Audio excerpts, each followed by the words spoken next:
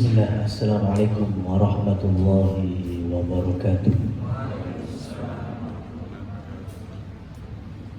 Alhamdulillahi rabbil alamin. Hamdan wa syukran lillah.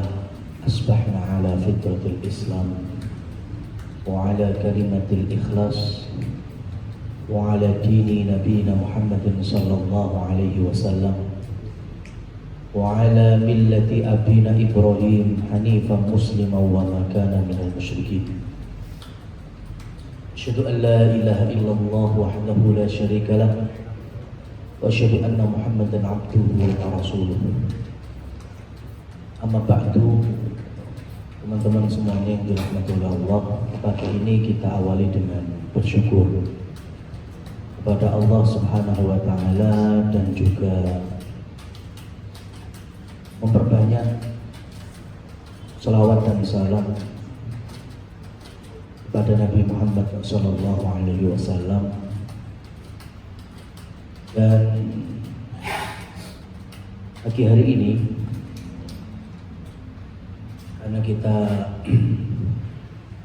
beberapa akhir kajian kita berkaitan dengan akidah, akhlak, ya, maka pagi hari ini kita akan mengambil sisi dari fikih Islam melalui hadis Mus'ab bin Umair saat beliau meninggal dunia. Karena kalau teman-teman di sini ingat, ya, kita fikih sudah bahas thaharah, bersuci, ya, kemudian sholat, ya, mulai dari yang wajib, kemudian Jumat, kemudian Aid, ya. Maka kita baca dulu hadisnya, kemudian nanti kita akan ambil dari sisi fikihnya.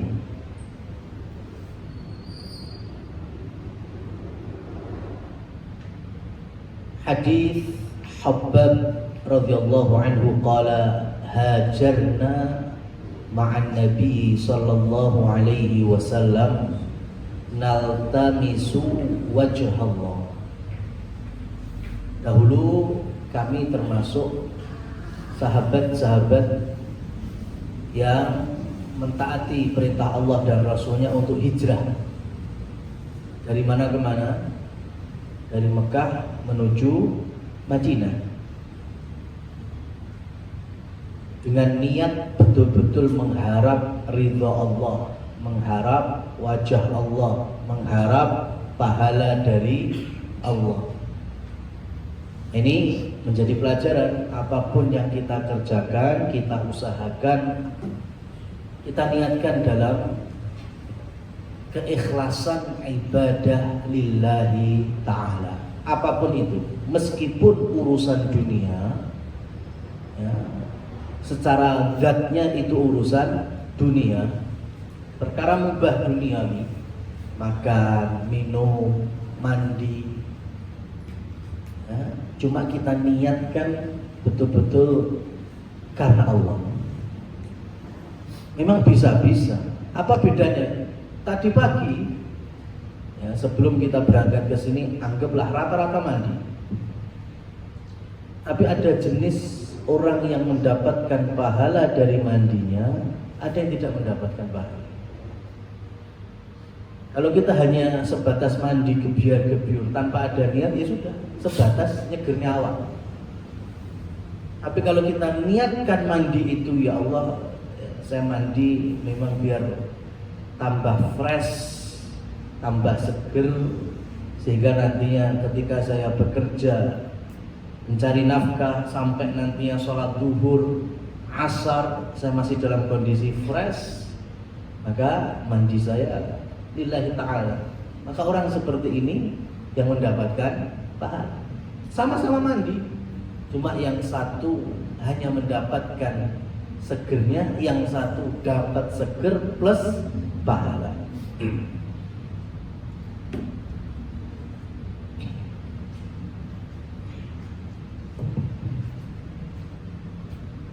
Fawaqa'a ajrona 'ala Allah faminna man mata lam ya'kul min ajrihi syai'a minhum Mus'ab ibnu Umair. Di antara kami ya, sahabat-sahabat yang hijrah, yang berjuang di awal-awal hijrah ya, sampai terjadinya perang Badar, perang Uhud tahun 1, tahun 2 dan tahun 3. Banyak di antara kami yang meninggal dunia tapi belum merasakan kenikmatan kemenangan. Di sahabat itu banyak yang berjuang bersama Rasul, tapi di tengah perjuangan mereka meninggal dunia, syahid, dan belum pernah merasakan nikmatnya kejayaan, kegemilangan Islam wal Muslim, seperti Mus'ab bin Umair radhiyallahu anhu. Dan kita pun mengalami beberapa tokoh-tokoh pahlawan nasional kita berjuang di atas penjajahan dan berharap kemerdekaan, tapi belum merasakan kenikmatan kemerdekaan, mereka meninggal dunia. Biasanya orang-orang seperti ini yang diberikan sebagai contoh generasi selanjutnya, termasuk kita ya, keikhlasan dalam berjuang, keikhlasan dalam berpengorbanan ya, semangat di dalam membersamai getirnya ya, cobaan dalam perjuangan.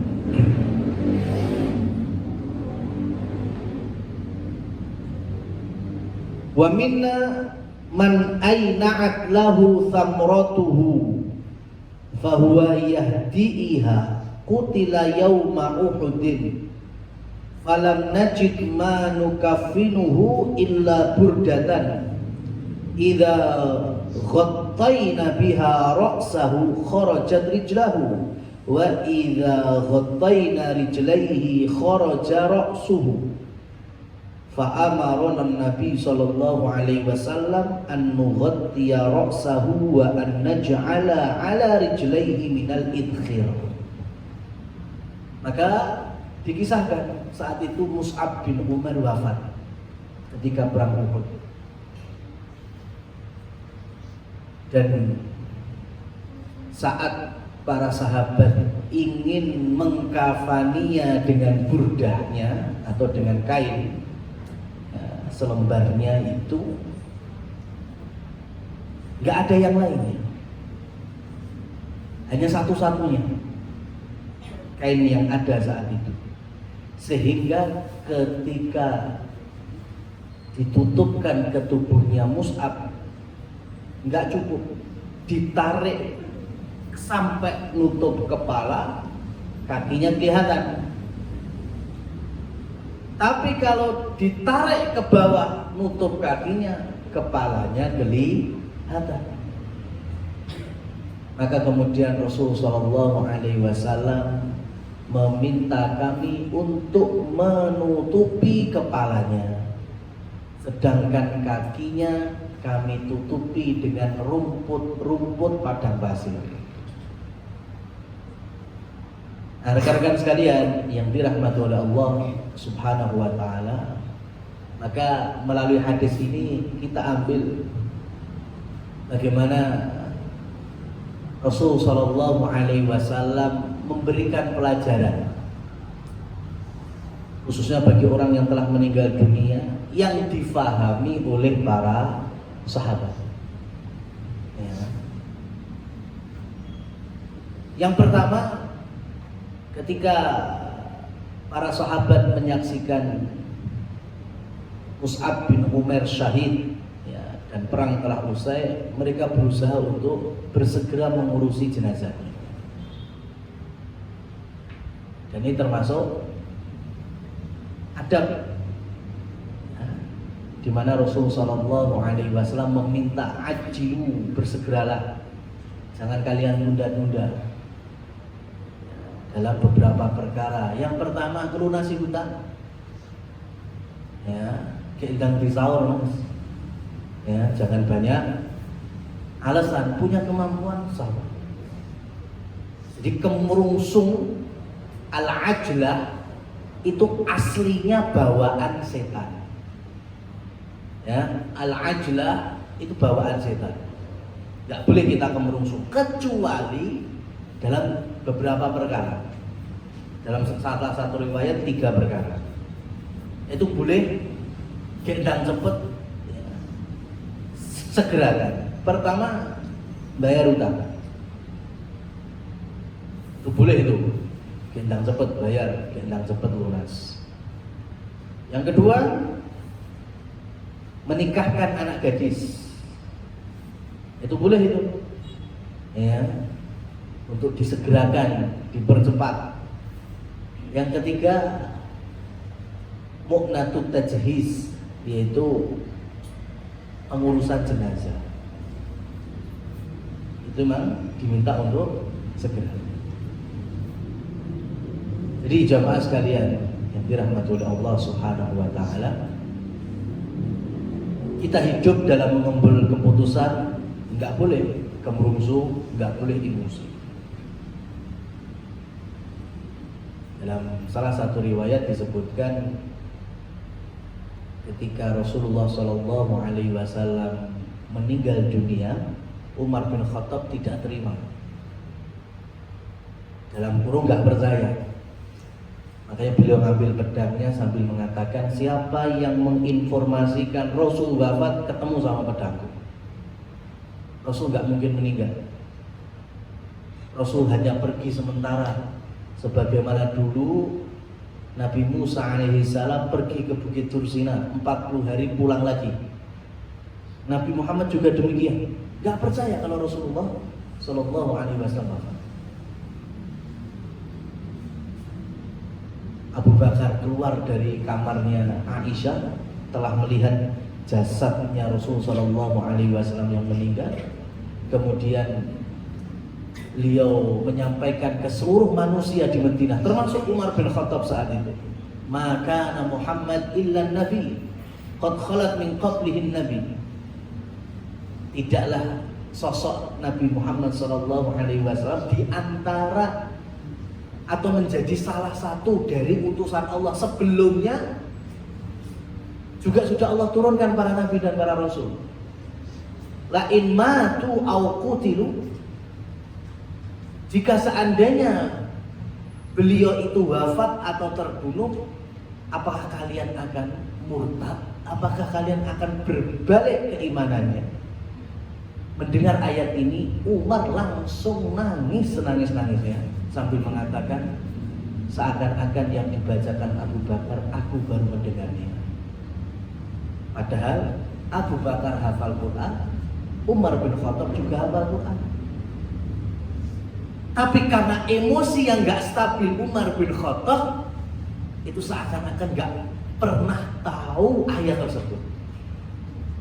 Ya, makanya dari sini seorang hakim tidak boleh memutuskan perkara dalam kondisi kemerungsung dan emosi. Gak boleh hakim ketok palu dalam kondisi kemerungsung dan emosi. Kenapa? Sealim-alimnya manusia itu kalau lagi kemerungsung dan emosi, goblok dadak. Ya, betul. Ya, sepintar-pintarnya orang kalau lagi emosi gak stabil, ya sudah. Seakan-akan dia gak punya ilmu. Plong. Baru nanti ketika sadar, stabil, nyesel. Itulah kenapa di Islam ya emosi yang sampai ya menghilangkan kesadaran berpikir itu gak ada hukumnya. Maka suami yang mengucapkan talak kepada istrinya dalam kondisi marah yang melebihi batas, itu gak jatuh talaknya. Ya, marah yang melebihi batas, artinya mungkin dalam sampai kayak wong mabuk itu marah.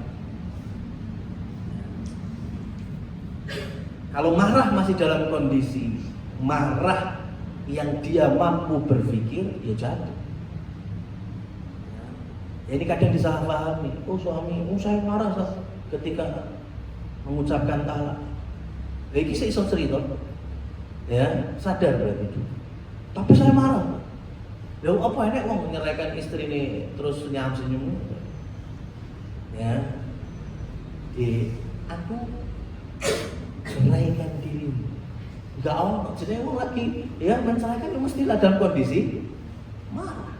Cuma ada dua, ada yang masih bisa berpikir, ada yang betul-betul blank. Nah, yang nggak teranggap itu yang masuk blanknya. Kalau dia masih bisa berpikir, bisa apalagi marahnya masih bisa berlanjut, kronologinya masih jelas, nah itu cakep. Begitu pula ketika istri saking cemburunya meluap sampai hilang kesadaran berpikirnya, ya ngebom rumah, ngebom kendaraan, nggak ada hukumnya di dalam fikih Islamnya. Ya, tapi coba prakteknya, langsung jujur di praktek. Ya, perempuan, istri dalam kondisi cemburu yang tinggi, kemudian melakukan tindakan kriminal, itu dalam fikih Islamnya tidak ada hukuman sama sekali. Kenapa? Karena tadi kembali ke dasarnya, orang itu kalau kemerungsung dan emosi yang melibat batas, itu sepinter apapun hilang ilmunya. Kita ambil contoh dari Umar bin Khattab radhiyallahu anhu. Sampai akhirnya tersadar dengan nasihatnya Abu Bakar As-Siddiq radhiyallahu anhu. Makanya ketika Rasul sallallahu alaihi wasallam memuji Ali bin Abi Thalib, di antara karakter yang nempel pada Ali bin Abi Thalib, kata beliau sallallahu alaihi wasallam, Ali itu cerdas.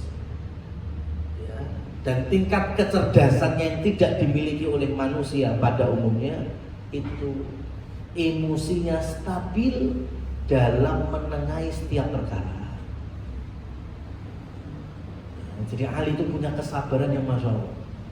Makanya di zaman Abu Bakar, Umar, Utsman, mereka menjadi pemimpin Khulafaur Rasyidin, Ali bin Abi Thalib dijadikan hakim. Kenapa? Karena punya kecerdasan dan kestabilan emosi. Jadi hakim perlu seperti itu.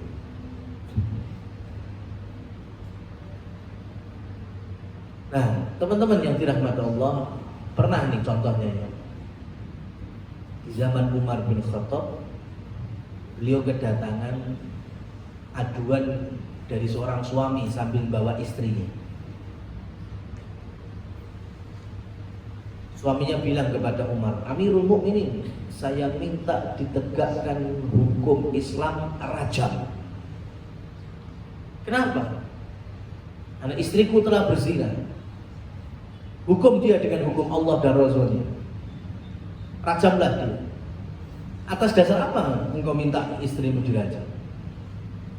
Apa alasanmu bisa menilai istrimu zina?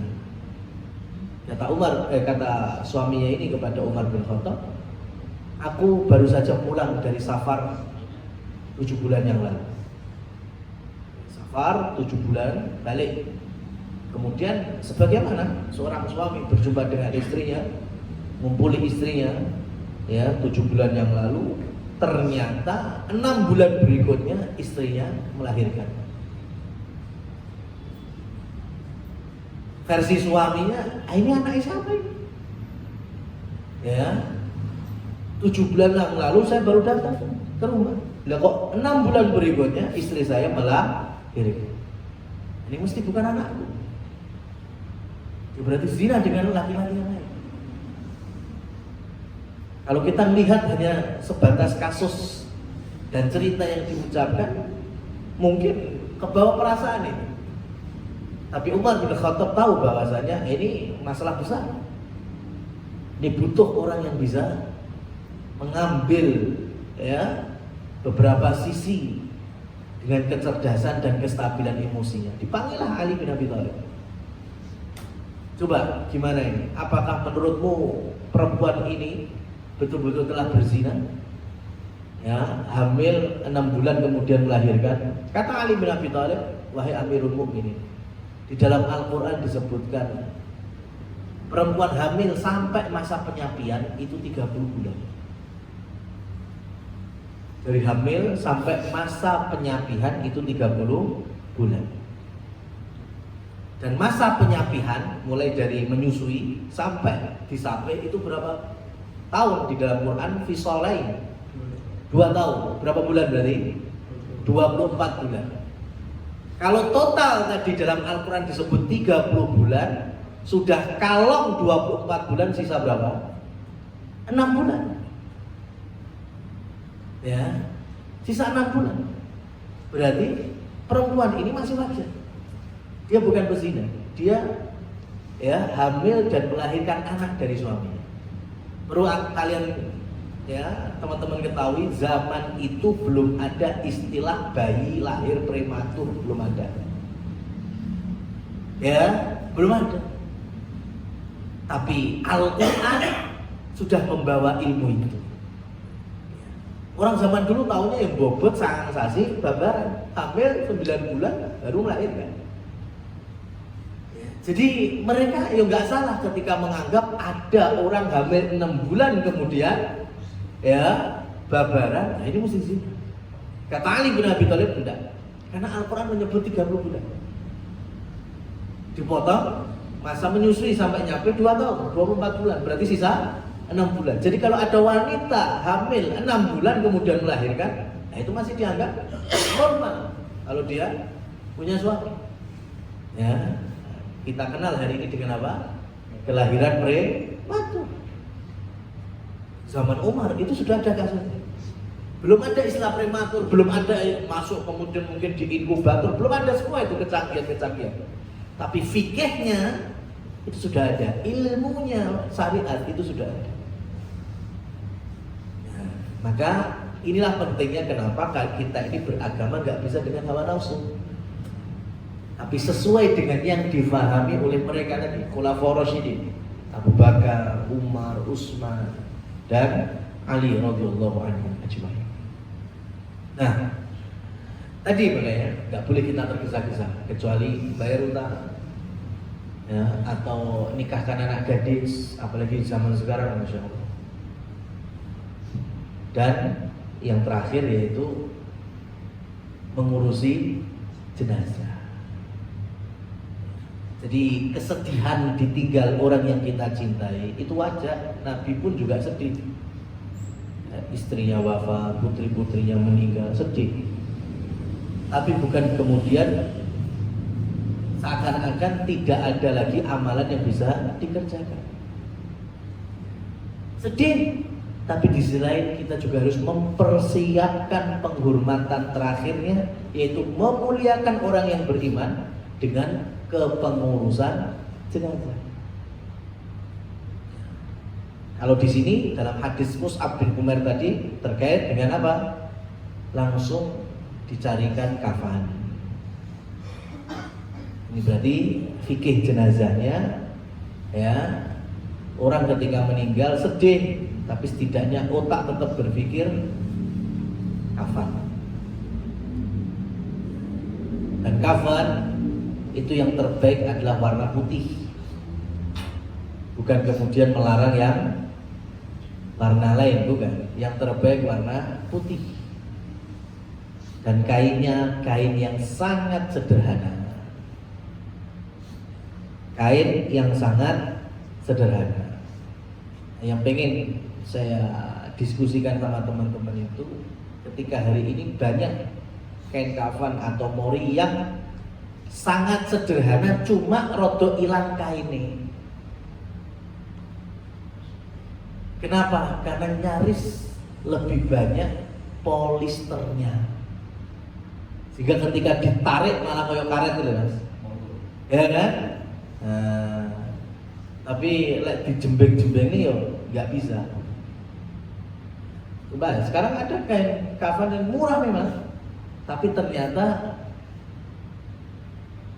sisi kainnya itu tidak melebihi polisternya. Jadi wong luweh mudeng kuwi polister timbang kain. Jadi kembali kepada pemahaman awal bahwa kafan itu diambil dari kain.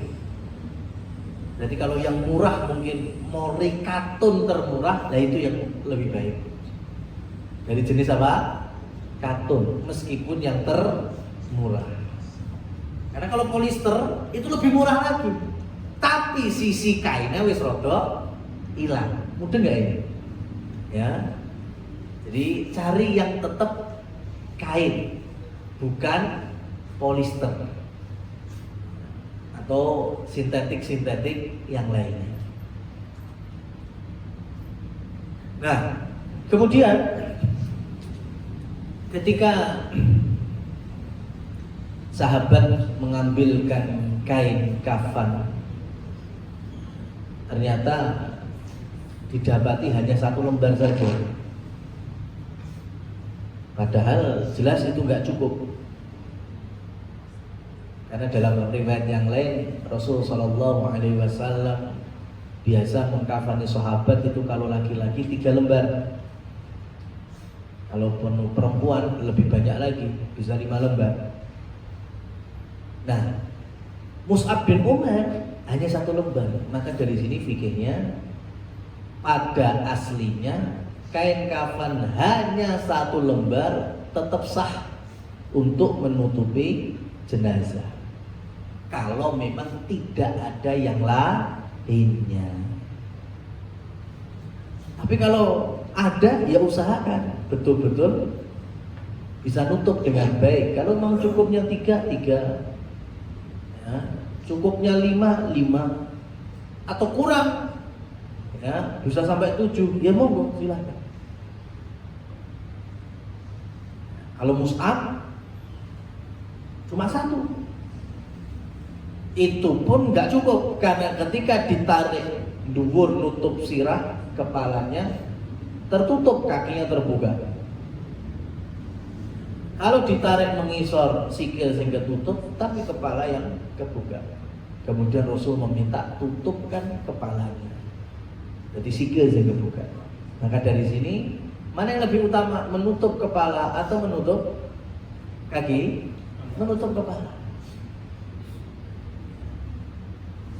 Nah, hal-hal semacam Mus'ab ini terjadi di beberapa model jenazah yang tidak umum, kecelakaan, bencana. Maka tidak apa-apa.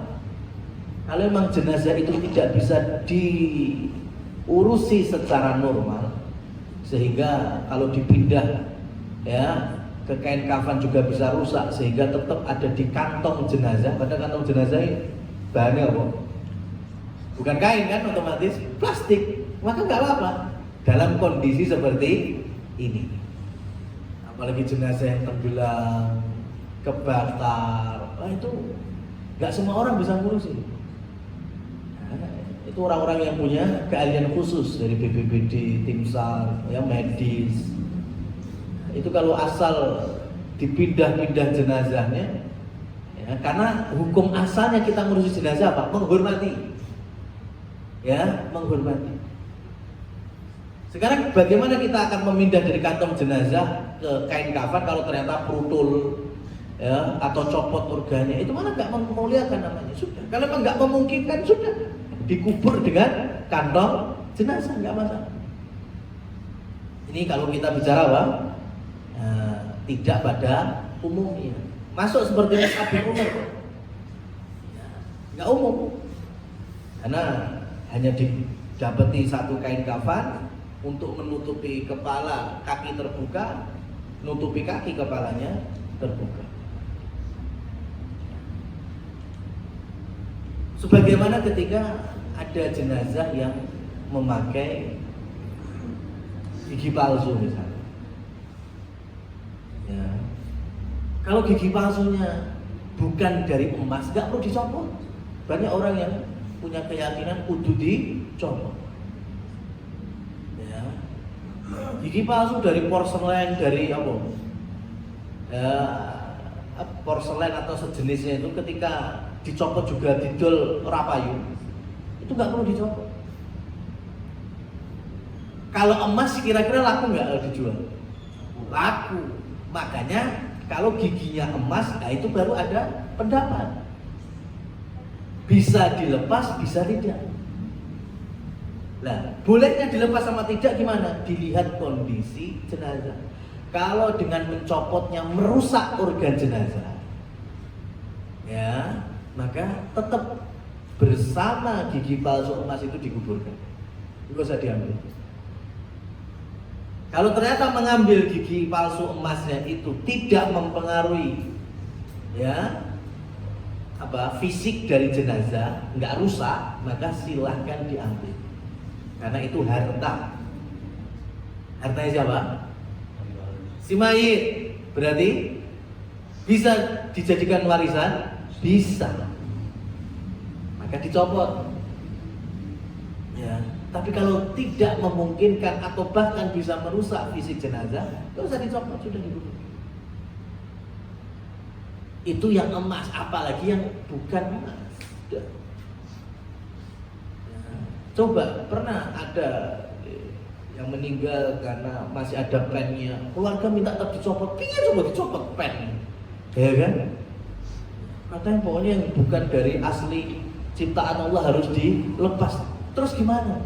Ya, coba nyopot pen, operasi sih gitu, ya kan? Ini nggak benar ketika ada orang yang mengatakan pokoknya yang palsu-palsu harus dicopot. Nggak gitu.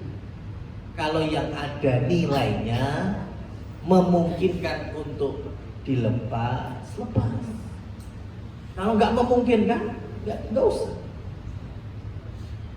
Makanya dulu pernah, ya, saya di WA sama tim dari Cengklek, ya, dari Polresta Surakarta.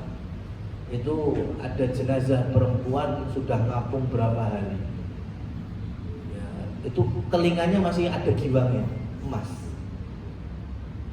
Ya, telepon saya, Ustaz, ini ada kasus seperti ini, ya, ini kira-kira anting-antingin dilepas apa enggak? Lah, sampean saya bisa lihat kondisi, memungkinkan enggak? Kalau dibilang memungkinkan, ya enggak memungkinkan, Ustaz. Karena kita pun hati-hati, sangat dimungkinkan rusak. Ya, ya sudah, itu ya enggak usah. Ya, enggak usah, biarkan aja. Padahal anting-antingnya emas. Nah, ini salah satunya. Nah, nanti kalau dipaksa, ya, itu kan ada, pokoknya harus dilepas. Lalu kalau produk dijahit nih, ya Allah, ya kan? Padahal kita pengen menyegerakan kepengurusan jenazah. Nah, itu tadi, ya. Jadi kita menyegerakan dalam hal ya sesuai dengan prinsip dasar memuliakan jenazah itu sendiri. Makanya ketika memandikan, mengkafani, itu betul-betul jangan sampai terlihat banyak orang. Itu salah satu pemuliaannya. Jangan seperti beberapa adat kultur wilayah, termasuk saya ngajar di Sukoharjo, ya, adat di Sukoharjo, ya, ngedusi cah cilik wae iso nonton, ya, mengkafani juga. Ini ada beberapa, ya, prinsip memuliakan yang salah satunya menutup aibnya mayit, ya. Jadi di tempat yang khusus hanya orang yang memandikan saja, ya, yang berhak mengetahui jenazah. Itu pun di luar aurat inti. Aurat itu tetap tidak boleh ada yang melihat, ya, oleh siapa? Kecuali yang memandikan kurwong siji, itu pun pasangannya. Istri meninggal, suami dhewean sing ngedusi. Apa suami meninggal, istri dhewean sing ngedusi. Nah, itu beda ceritanya. Tapi kalau ada orang lain, maka aurat inti harus dijaga, tidak boleh terbuka.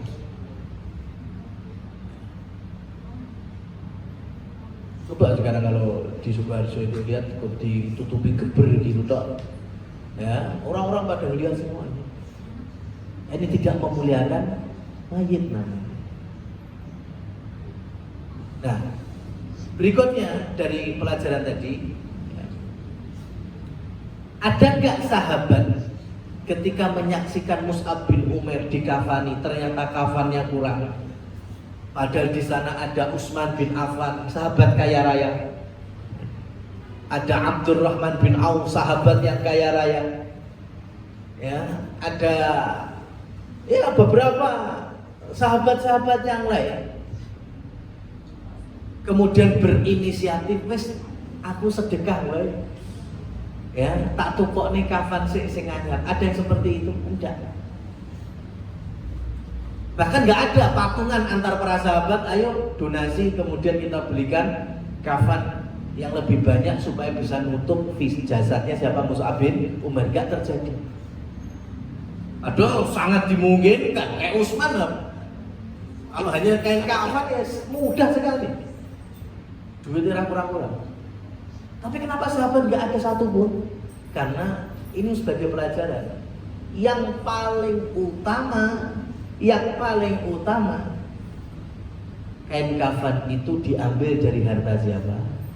Hartanya mayit. Itu yang paling afdol.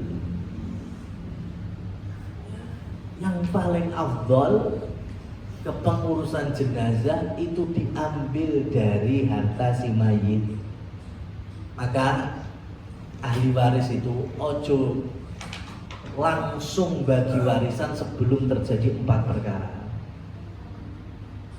Apa yang pertama? Ini urut, Imam Syafi'i menyebut secara urut. Ya, kepengurusan jenazah, mulai memandikan, mengkafani sampai nguburkan, itu semua kalau butuh budget dari siapa? Harta si mayit diambil. Ya, harta si mayit itu yang paling afdol. Meskipun mungkin ada anak-anaknya pengen wis aku wae dalam bentuk baktinya. Ya, tapi dalam keutamaannya tetap diambil dari harta si mayit. Kalau anak pengen bakti nanti setelah itu bersedekah silakan atas nama orang tua yang sudah meninggal, silakan, tidak apa-apa. Tapi dalam pengurusan jenazah yang terbaik diambil dari siapa? Harta si mayit, itu yang pertama. Yang kedua, utang si mayit dengan manusia.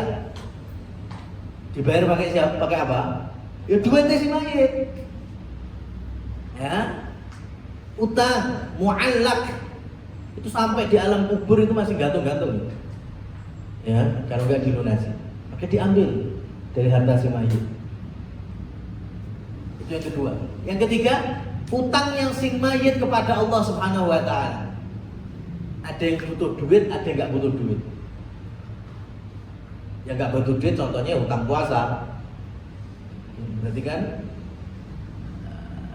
dilunasi oleh ahli warisnya. Ahli warisnya yang berpuasa. Tapi kan ada utang yang sifatnya duit. Contohnya sudah punya niat kurban, ya kan? Sudah masuk awal Dzulhijjah, boleh meninggal. Nah, itu berarti harus beli hewan kurban, kambing misalnya atau urunan sapi misalnya. Dari mana duitnya? Dari harta si mayit. Ya. Sudah pengen umroh, ternyata meninggal, maka harus diambilkan harta si mayit untuk badal umroh, haji. Diambil dari harta si mayit. Itu utang kepada Allah Subhanahu wa taala. 1, 2, 3 sudah. Tinggal yang keempat, wasiat. Ya, wasiat maksimal diambil dari 1/3 harta si mayit. Sudah. Pengurusan sudah, utang sesama manusia sudah, utang kepada Allah sudah, wasiat sudah. Kok masih ada sisa harta? Itulah yang disebut harta warisan. Kalau ternyata 1, 2, 3, 4 entek, ya wes, apa sih dibagi?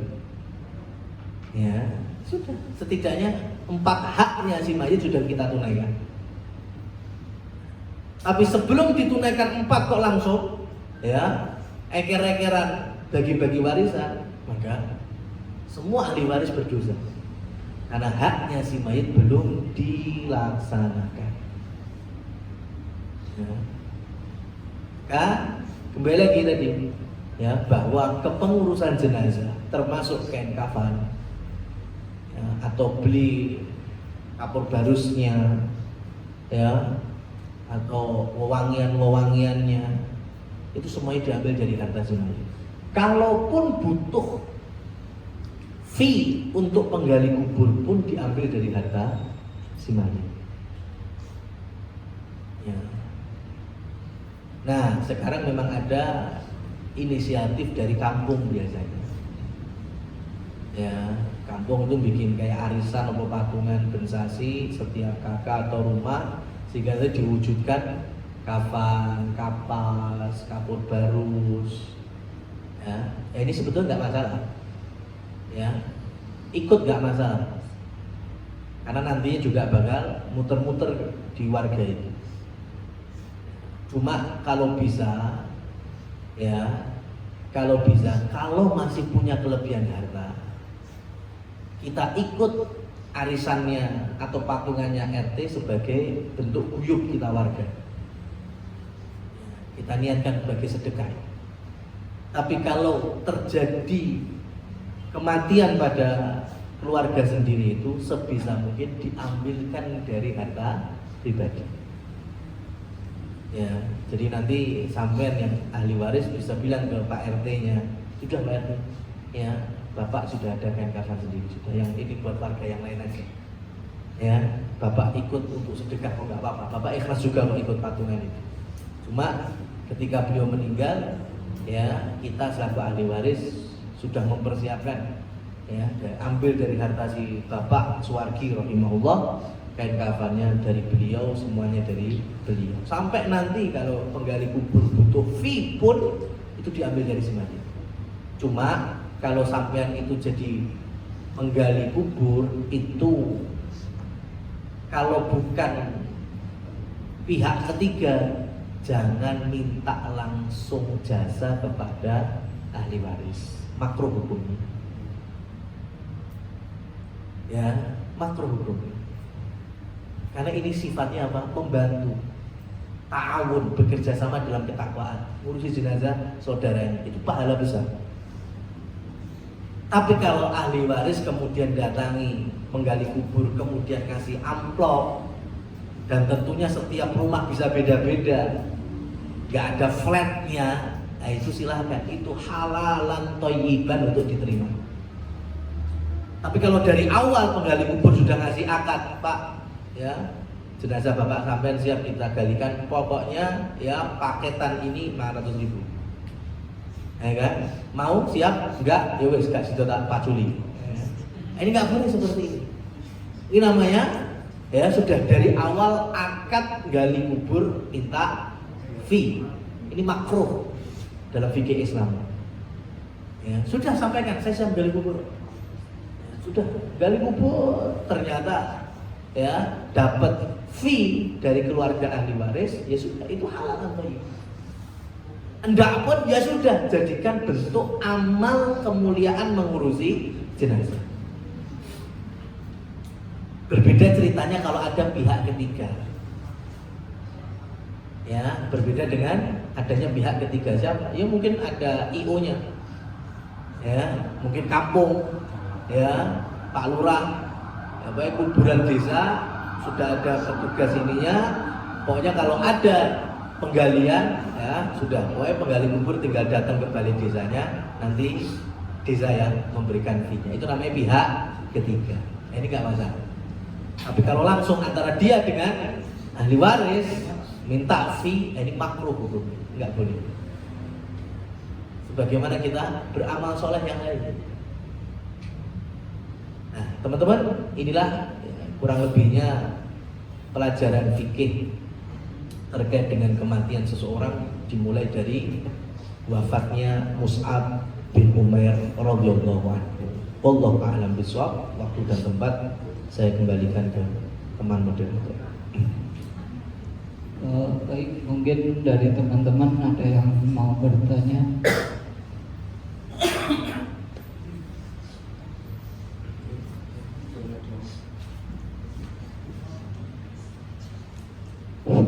Bismillahirrahmanirrahim. Assalamualaikum warahmatullahi wabarakatuh. Boleh saya bertanya Ustaz? Saya baru tahu kalau ada hutang dengan Allah tadi. Nah ini kalau hutang terkait dengan manusia biasanya kan hutang piutang. Makanya kan kalau si mayat itu punya hutang berapapun nilainya, kalau hartanya dihabiskan untuk membayar hutang tidak belum cukup kan, si ahli waris yang harus menutupi hutang. Nah, itu yang sudah berlaku di umum seperti itu.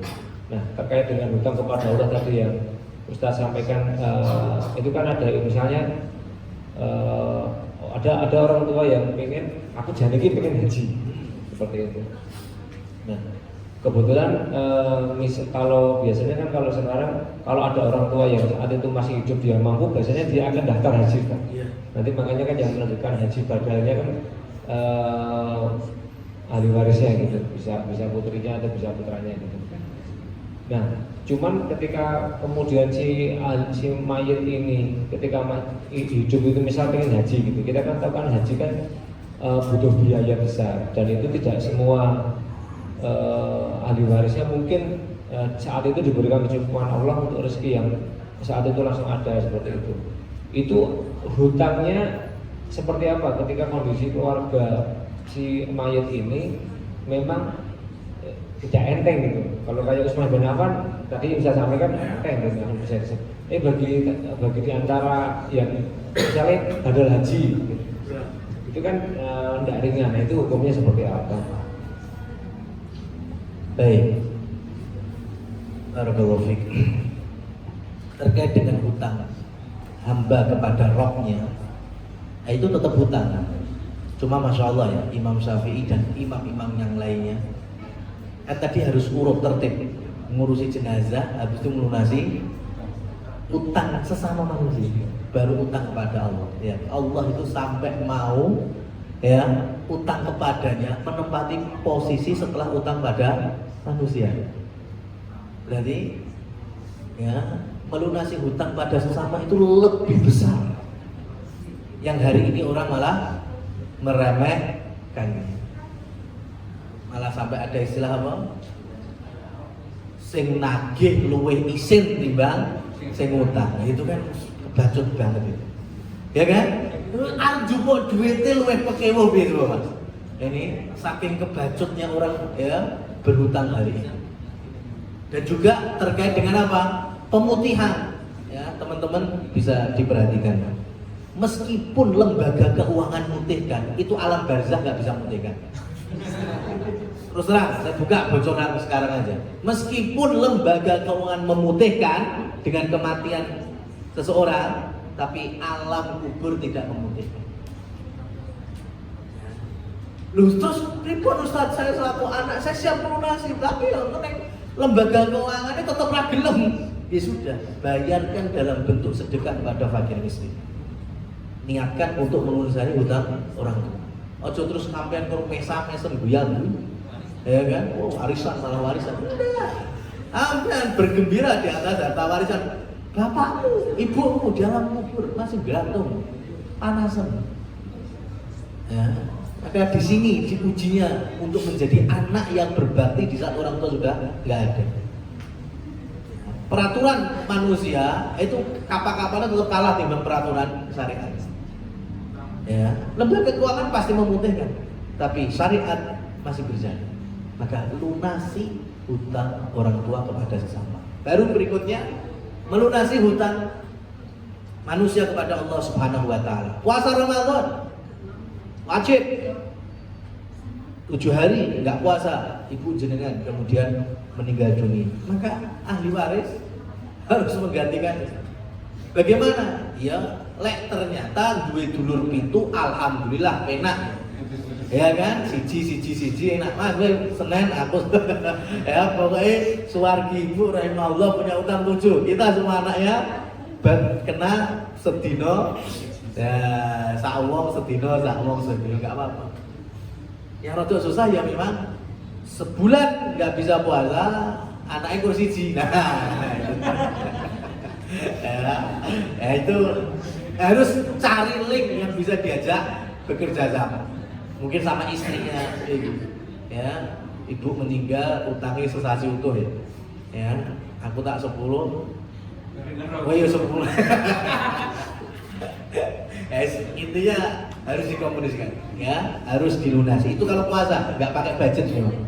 Kita luangkan tenaga dan waktu di atas keikhlasan. Sekarang yang butuh budget contohnya haji. Orang tua punya keinginan haji. Nah, yang dianggap utang kepada Allah haji misalnya, itu ketika orang tua kita sudah daftar dan sudah masuk porsinya di situ. Nah kalau niat toh, saya pun juga pengen haji. Masa orang pengen haji? Saya juga pengen haji. Ya, wah itu rukun Islam. Ya, tetap ada keinginan. Cuma, ya masuknya sudah terhitung itu kalau kita sudah terdaftar. Ya, ketika kita udah masuk website Kemenak, nyebut, ya, ngetik nama kita terus nomornya, tek, muncul. Nah, ini keberangkatan tahun berapa? Nah, itu yang dimaksud punya utang hajinya di sini. Ya. Jadi kalau belum masuk Dzulhijjah juga sama, belum masuk. Umpamanya nih Ramadan nih ya. Bapak duwe keinginan sok lah pas besar meh kurban. Ya. Cuma ternyata sebelum masuk Dzulhijjah sudah wafat, itu belum terhitung. Karena itu masih niat baik tapi belum masuk. Tapi kalau sudah masuk 1 Dzulhijjah dan orang tua menyebut saya pengen kurban dan ternyata tanggal 3 Dzulhijjah wafat, nah itu sudah termasuk utang. Maka ahli waris harus memenuhi karena sudah ada di waktunya. Nah sekarang kita masuk teknis. Bagaimana kalau sudah daftar di Kemenak, sudah masuk seatnya, porsinya, kemudian wafat, kan itu utang, kita harus melunasi. Ya, padahal butuh biaya. Nah, maka melunasi hutang dalam bentuk badal haji itu ada 2 jenis. Yang pertama, ahli waris menggantikan posisinya, budal tenan ke Mekah dengan syarat sudah pernah haji. Ya, pokoknya yang badal itu harus sudah pernah melakukan. Ya, jadi terkadang kesalahannya adalah ketika anak menggantikan kursi orang tuanya haji, tapi dia sendiri belum pernah haji. Ya, ini salah. Ya, harus sudah pernah kemudian menggantikan. Loh kalau anaknya belum pernah, yang pernah Pak Le, ya berarti Pak Le yang berangkat. Ya, namanya Pak D saya, berarti Pak D yang berangkat. Ya, itu pun kalau punya budget lumayan, ya kan? Karena tetap harus lunasi dulu pas tahun keberangkatan. Namanya sisanya berapa? Oh masih sisa 40-an juta, berarti kan harus lunasi 40-an juta baru kemudian berangkat.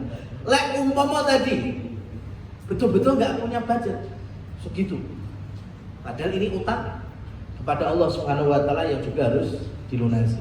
Maka caranya pakai badal haji dengan yang ada di sana. Ya, Kemenak emang buka. Silahkan kalau pakai Kemenak, cuma secara pribadi saya rada ndrawasi. Karena Kemenak itu hanya menyampaikan kepada yang di sana. Di sana itu banyak sekali dalam tanda petik mafia badal haji. Ya, jadi satu orang siap menerima 100 badal haji. Coba gimana? Dengan modal cuma kertas sertifikat foto neng ganti ya sertifikat bapak siapa ibu siapa teng itu aja. Orang satu bisa membedakan 100. Ujung-ujungnya fulus memang. Padahal satu nyawa hanya bisa dibadalkan oleh satu orang. Ya, maka dari sini kalau kita pengen betul memuliakan orang tua yang sudah meninggal, tetap kita ada usaha golek link mas yang amanah. Yang di sana pun yaitu di Saudi ya, kita tahu, kita kenal, bisa ya, mungkin dari Indonesia kita cari linknya. Kalau udah ketemu silahkan. Kalau bisa komunikasi dengan langsung ya calon yang badalin haji orang tua kita. Itu jauh lebih murah. Ya, jauh lebih murah. Dan haji kalau sudah dengan orang yang di sana itu jauh lebih murah dibandingkan dari sini berangkat ke Saudi. Nah, itu teknis yang kedua gitu. Ya, ini utang kepada Allah juga harus dilunasi. Cuma budgetnya mepet ya, low budget, maka model seperti ini. Kita cari badal haji ya, kemudian kita berikan berapa mintanya ya, itu insya Allah jauh lebih murah, paling ya, nggak sama motor Beat sih, larangan motor Beat hari ini ya, Wallahu a'lam bishawab. Demikian. Terima kasih Ustaz atas kajiannya. Sekian dari saya. Wassalamualaikum warahmatullahi wabarakatuh.